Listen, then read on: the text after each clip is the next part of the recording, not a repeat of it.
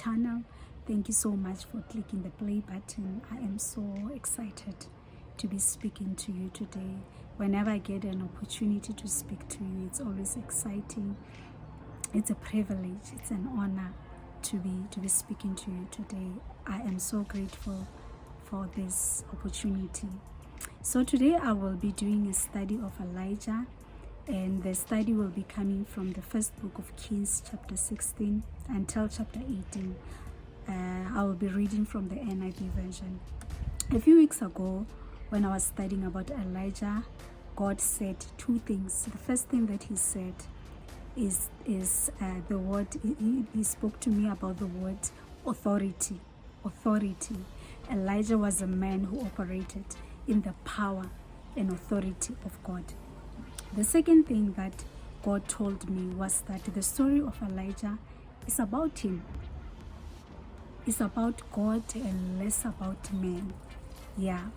And I want us to unpack the second point, that the story of Elijah, it's more about God and less about man, because Elijah's parents are not mentioned in the Bible. Yeah, no mention about his parents or his family in the Bible.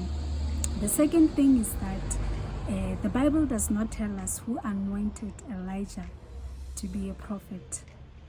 Yeah, the Bible does not mention who was Elijah's priest, who was Elijah's mentor. It doesn't say anything about who anointed Elijah. But the interesting thing is that the Bible mentioned who Elijah anointed. He anointed Hazael as king of Syria. He anointed Jehu as king of Israel. He anointed Elisha to succeed him as a prophet. Yeah, so I want us to observe the events that happened to Elijah.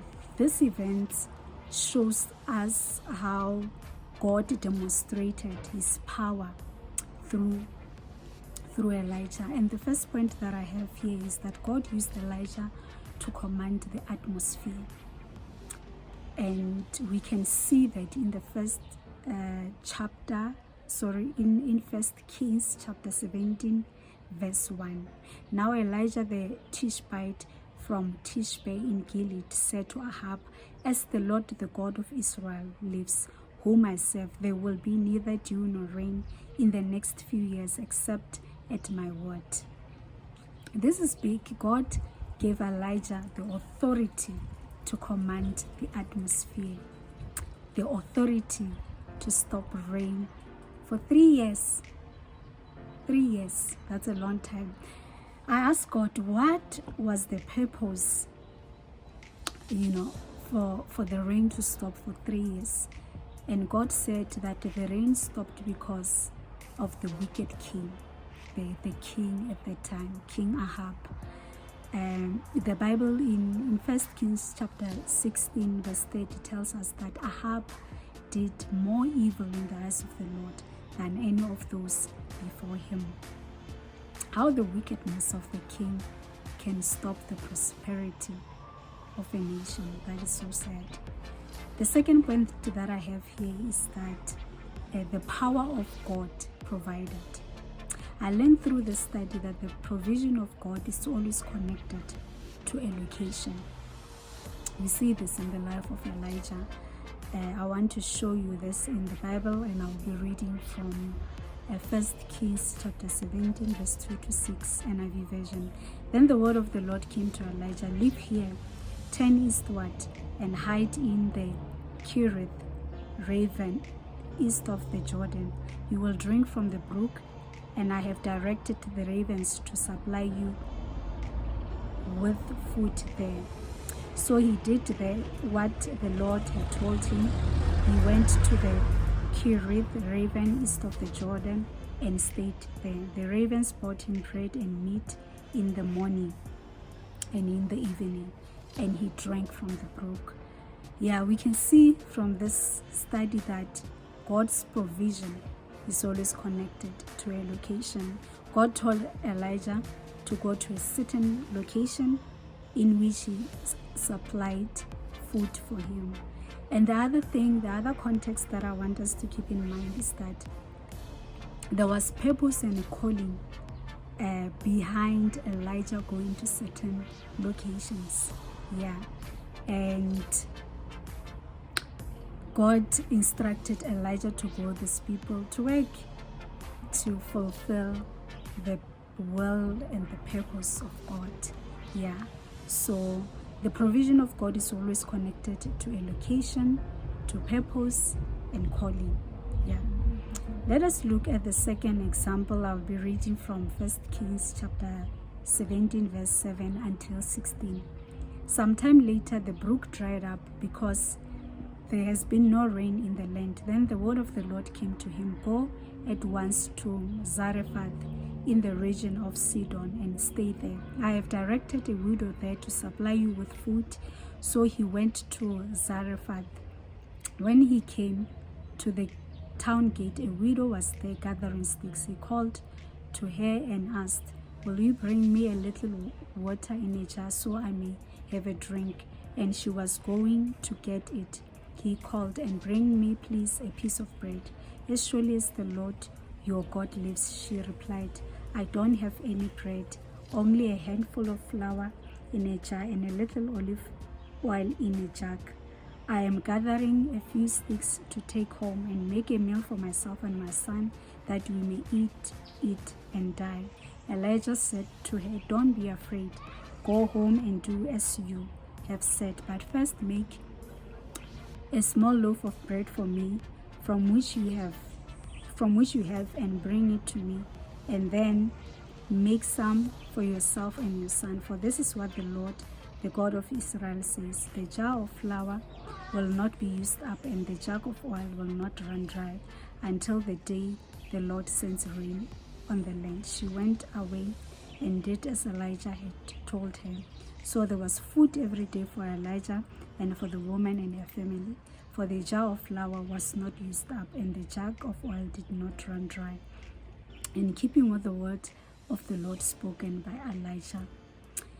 We can also see from the second example that God told Elijah to go to Zarephath, which is a location, and God told him that if you go to this location, Zarephath, the widow will supply you with food. And we can also see the purpose behind Elijah going to Zarephath, that he went there to save the life of the widow and his son. God used Elijah to multiply the flour and the oil that the widow had. The third point that I have regarding the authority of God through Elijah is that Elijah raised the dead. He raised the dead. And you need the authority of God to raise the dead. Continue with the story of the widow. The son of the widow died. Elijah prayed for the son and he lived. You can look at the story in the book of the 1 Kings chapter 17 from verse 24. And when you have the authority of God, this is what happens. The authority of God gives life to death. And my question to you is that, is there any stagnation in your life? Is there any barrenness in your life? You need the authority of God. The authority of God brings life to death. Of course, this story is literal death, but I believe that it can be used in literal and just the death in general. Things not going well in your life. And then the fourth point that I have here is that Elijah destroyed wickedness through the authority of God in his life. He destroyed wickedness. Elijah killed wicked prophets. The story is in the 1 Kings chapter 18. I will be summarizing and paraphrasing the story. So Elijah asked King Ahab to bring all the prophets. The prophets of Baal came. It was about 450 of them. Elijah gave them a challenge, and then he said, he told them to get 2 bulls, and then to choose 1 bull, and then cut it into pieces and put it on a wood. And he instructed them not to set it on fire. And then he said that, ask your God to set the fire on the bull and on the wood. Yeah, so that was the challenge. And then so they asked Baal. They prayed from the morning till noon, and nothing happened. And then it was Elijah's turn. He did the same thing. He did cut the bull into pieces. He laid it on the wood, and he did something extra to this challenge. He instructed them to bring 4 big jars of water and pour it on the altar, on the wood and the bull. And then for 3 times, which I believe is in total, it was about 12 big jars of water. Elijah prayed, and then the fire of God fell on the altar. It burned the altar, it burned the wood, the fire of God burned the stones and soil. Yeah, so of course the people were amazed, and the people started praising, saying, the Lord is God. And then Elijah instructed the people that they to kill those 450 prophets of Baal. And yeah, they did that.